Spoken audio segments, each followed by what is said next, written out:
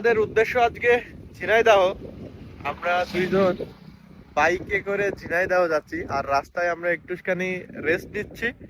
আর আমাদের ভাই ব্রাদাররা তো সামনে আছে, আপনাদেরকে একটু একটু দেখাবো। তো এটা আসলে আমাদের একটা বিরতিতে ভাবলাম যে আপনাদেরকে একটু আপডেট দিই, যেহেতু রাস্তার ভিউটা অনেক সুন্দর ছিল। তো সব মিলিয়ে আমরা বেশ এনজয় করতে করতে যাচ্ছি। রাস্তাটা যদিও ততটা সুবিধার না, তো বাংলাদেশে মোটামুটি এভারেজ। তো ঠিক আছে, ঝিনাইদহ যে কথাবার্তা হচ্ছে। ভাই ব্রাদার দেখে বিনোদন কারে বলে গাইস।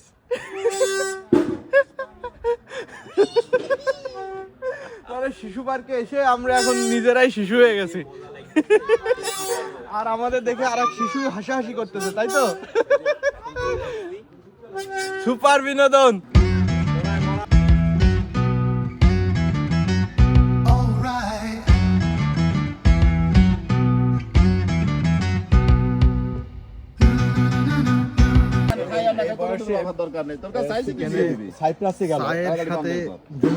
খোঁজ গল্প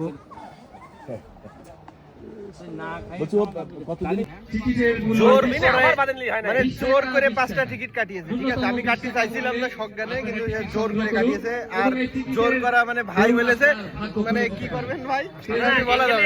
হচ্ছে যে আপনাকে অংশগ্রহণ করতে হলে 5টা টিকিট আপনাকে কিনতে বাধ্যতামূলক।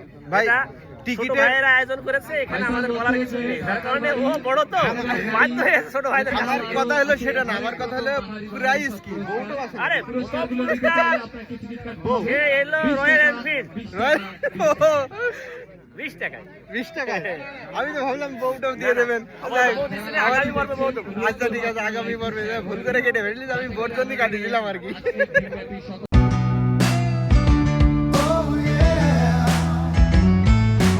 আমাদের হাবিব ভাই সে একজন ফাঁকিবাজ, সে জোর করে করে মানুষকে টিকিট বিক্রি করতেছে। ঠিক আছে, সে নিজে টিকিট কেনার আশেপাশে নেই, কিন্তু অন্যের কাছে শুধু টিকিট বিক্রি করতেছে। অনেক বক্তব্য কথাবার্তার পরে শুরু হয়ে যায় খাওয়া পিনা। তো খানা পিনার জন্য সকলে থাল নিয়ে বসে আছে, আমিও আছি। আর এদিকে খানা পানা দিচ্ছে, ভাত, ডিম, আর আছে আরো অনেক কিছু। হঠাৎ এক জায়গায় অনেকগুলো ক্যামেরা দেখে আমি এগিয়ে আসলাম। ঘটনা কি? ওরে বাবা, এখানে বড় বালতি শেষ করে দিচ্ছে। মানে চাঁদা কি ভাই বেশি দিছিল নাকি?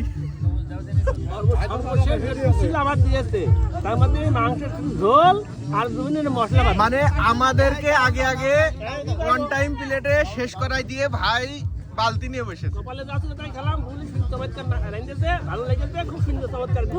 মানে দায়িত্বশীল লোক সবসময় বেশি বেশি খাবে।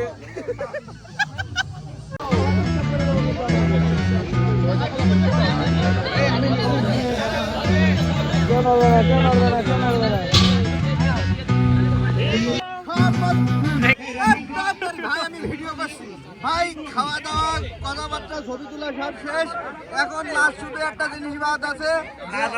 দেখাই দেখাই, ওয়েট ওয়েট, এর দাঁড়া বেরোই না কেন? এই যে টিকিট, মানে আজকে বউ বাধাই নিয়ে যাবো। ওকে,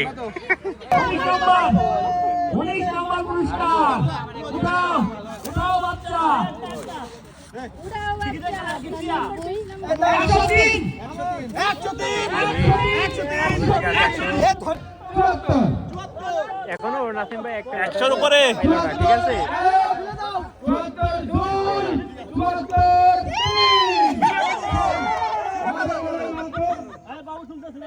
যে পরিমাণে দেখিস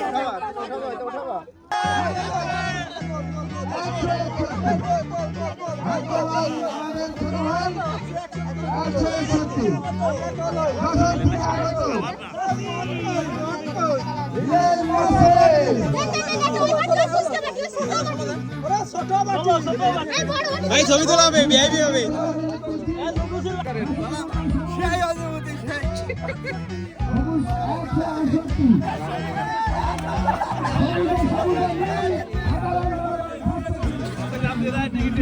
সত্যি বলতে আজকের এখানে ঝিনাইদহ এসে যে বিনোদন করেছি আমি আর নাসিম ভাই, হাবিব ভাই, তো আসলে খুবই ভালো লাগলো বিষয়টা।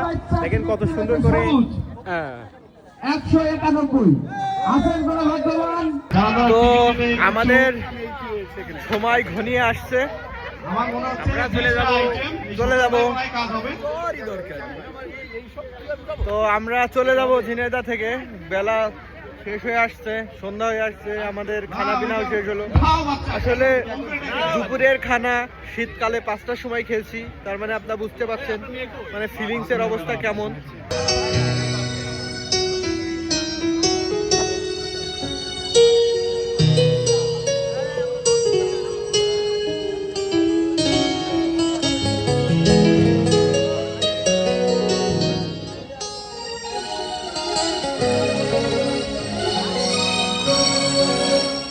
তো আমাদের এখন এখানকার প্রোগ্রাম হলো, এখানে সাংস্কৃতিক অনুষ্ঠান আছে, কিন্তু দুর্ভাগ্যবশত আমরা থাকতে পারছি না। আমরা আজ এখান থেকে বিদায় নিচ্ছি। তো খুব সুন্দর একটি সময় কাটলো, আর এই সাংস্কৃতিক সন্ধ্যায় নাম থাকতে পারে একটু খারাপ লাগবে। তো ঠিক আছে, যাইতে হবে আমাদের যশোরে। ভালো থাকবেন।